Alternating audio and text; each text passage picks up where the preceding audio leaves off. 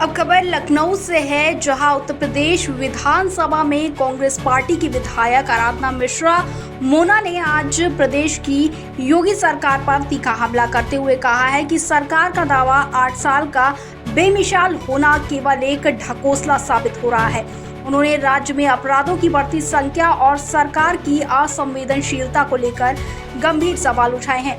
साथ ही आराधना मिश्रा ने अपने बयान में कहा है कि 2017 में जब योगी सरकार बनी थी तो इसने सुशासन और उत्तर प्रदेश को अपराध मुक्त बनाने का वादा किया था, लेकिन आज की तारीख में उत्तर प्रदेश सबसे असुरक्षित राज्य बन चुका है। वहीं मुख्यमंत्री सदन में कहते हैं कि अपराधी राज्य छोड़कर चले गए हैं, लेकिन मीडिया में रोजाना अपराधों की खबरें आ रही हैं। उन्होंने आगे बताया कि राज्य में हाल ही में दलित बेटी के साथ हुई विभत्स घटना को लेकर भी सवाल उठाया। वहीं उन्होंने कहा कि क्या इस अपराध के लिए सरकार जिम्मेदार नहीं है? यदि हम एक एक अपराध की बात करें तो क्या कई दिन लग जाएंगे। वहीं मुख्यमंत्री ने प्रेस कॉन्फ्रेंस में जो एनसीआरबी के आंकड़े पेश किए वो पूरी तरह से झूठे हैं। साथ ही एनसीआरबी के डेटा के मुताबिक उत्तर प्रदेश अपराधों में नंबर 1 पर है। साथ ही आराधना मिश्रा ने आगे कहा कि इस सरकार ने डिजिटल तरीके से बढ़ते अपराधों को रोकने के लिए कोई ठोस कदम नहीं उठाए हैं। वहीं मुख्यमंत्री जी को ये बताना चाहिए कि उनके प्रशासन में अपराधों के खिलाफ कोई प्रभावी कार्यवाही क्यों नहीं हो रही है। साथ ही आराधना मिश्रा ने सरकार की नियुक्ति नीतियों पर भी हमला किया। उन्होंने कहा कि संविधान में जो आरक्षण की व्यवस्था है उसका पालन सरकार नहीं कर रही है। सरकारी नियुक्तियों में आरक्षण का पालन नहीं हो रहा है और कॉन्ट्रैक्ट वर्कर की हालत बहुत खराब हो चुकी है। ये सरकार आरक्षण विरोधी है। वहीं आज जिस प्रदेश में नौकरी देने का वादा किया गया था, वहीं नौजवान आज सड़कों पर आंदोलन करने के लिए मजबूर हैं। हर नियुक्ति को सरकार ने रुकवाया है। वहीं आपको बता दें कि ये सरकार आरक्षण का पालन नहीं कर रही है और युवा इसके खिलाफ विरोध जता रहे हैं। साथ ही उन्होंने कहा कि आराधना मिश्रा ने आयुष्मान कार्ड योजना में हुए घोटाले का भी जिक्र किया है। उन्होंने कहा है कि यूपी सरकार ने आयुष्मान कार्ड योजना में भी भारी धांधली की है। राज्य में इस योजना को लेकर सबसे बड़ा स्कैम हो रहा है।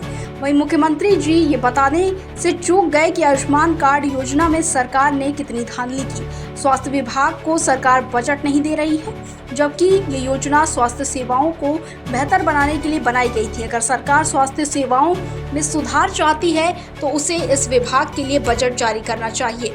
वहीं आगे आपको बता दें कि आराधना मिश्रा ने इन्वेस्टर समिट पर भी सरकार को घेरा। उन्होंने कहा कि सरकार ने करोड़ों रुपए खर्च किए, लेकिन धरातल पर कुछ भी नहीं हुआ। वहीं सरकार ने सिर्फ MOU साइन किए हैं, लेकिन जमीन पर कोई फैक्ट्री नहीं लगी है, कोई रोजगार नहीं बढ़ा है। वहीं उत्तर प्रदेश सरकार को एक श्वेत पत्र लाकर जनता को बताना चाहिए कि इन्वेस्टर समिट से कितनी असल में निवेश हुआ है।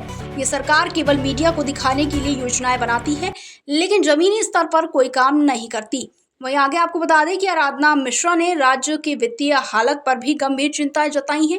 उन्होंने कहा कि उत्तर प्रदेश सरकार पर 9 लाख करोड़ का कर्जा है और पिछले बजट में से केवल 55,000 ही खर्च किया गया है।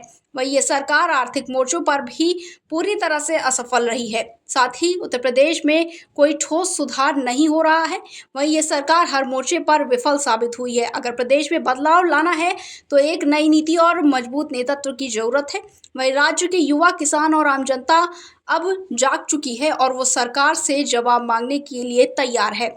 साथ ही आगे आपको बता दें कि आराधना मिश्रा ने ये भी कहा कि राज्य सरकार और मुख्यमंत्री योगी आदित्यनाथ को जवाबदेह ठहराया जाए। सरकार की नीतियां और उनके द्वारा किए गए वादे सभी हवा में उड़ गए हैं। साथ ही जनता को अब बदलाव की जरूरत है और यही समय है जब प्रदेश के लोगों को एक नई दिशा मिले।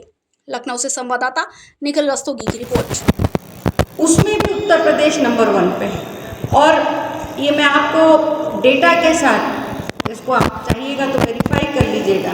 राष्ट्रीय स्वास्थ्य प्राधिकरण है NHA, इसमें इसकी एक इकाई है राष्ट्रीय धोखाधड़ी विरोधी इकाई NAFU। उसकी जांच में 139 करोड़ के अधिक का फर्जी क्लेम आयुष्मान कार्ड धारकों द्वारा कराया गया है। ये बहुत बड़ा स्कैम है और इसमें उत्तर प्रदेश नंबर 1 पर। ये मुख्यमंत्री जी बताना भूल गए। कितनी दुखद बात है कि आज सबसे महत्वपूर्ण विभाग है उत्तर प्रदेश में स्वास्थ्य, और मात्र इस विभाग को बजट का 6% पैसा मिला। अब मुझे नहीं मालूम कि स्वास्थ्य विभाग में बजट देने में क्यों कोताही करते हैं मुख्यमंत्री जी। आपस में क्या सामंजस्य या असमंजस्य में नहीं कह सकता। उसको रोकने के लिए, और खासकर जो नया तरह का अपराध, जो डिजिटल अपराध शुरू हुआ, डिजिटल अरेस्ट जिसको कहते हैं, ये अपराध दिन पे दिन बढ़ते जा रहे हैं, पर सरकार का इस पर कोई ध्यान नहीं, ना ही कोई इनकी तैयारी है। दूसरा जो महत्वपूर्ण विषय है, लगातार सरकार से हमने मांग करी है, दिल्ली से लेकर के लखनऊ तक, कि संविधान में जो आरक्षण का प्रावधान है उसको सुरक्षित रखा जाए। पर लगातार ये सरकार इस देश के और इस प्रदेश के लाखों लोगों के, करोड़ों लोगों के अधिकार का हनन कर रही है। क्या इस बात से इनकार नहीं किया जा सकता? क्या ये सच नहीं है कि जिस तरह से आज आरक्षण, चाहे वो 69,000 शिक्षक भर्ती की बात हो, ये जितनी भी सरकार नियुक्तियां कर रही है, इसमें कहीं भी आरक्षण का पालन नहीं किया जा रहा। और खासकर जो एक सबसे बड़ी विभीषिका बन करके आज तैयार हुई है, वो है ये कॉन्ट्रैक्ट वर्कर्स की। इसमें जो लोग हैं वो अपनी मनमानी कर रहे हैं। जो कॉन्ट्रैक्टर्स हैं ये अपने हिसाब से लोगों को रख रहे हैं, इसमें आरक्षण का कोई प्रावधान नहीं। और लगातार सदन में इस बात को उठाने पर भी सरकार का ये कहना है कि वहाँ पर आरक्षण का पालन किया जाता है। इसका स्पष्ट सीधा सीधा मतलब है कि कहीं ना कहीं सरकार की और जो ये एजेंसीज हैं, इनका कुछ ना कुछ आपस में संबंध है, इसलिए आरक्षण को दरकिनार किया जा रहा है। उसके साथ जिस तरह से जघन्य अपराध किया गया, विभत्स तरीके से उसके शरीर को काटा गया, यहाँ तक कि उसकी आंखें तक निकाल ली गई। एक दलित बेटी थी,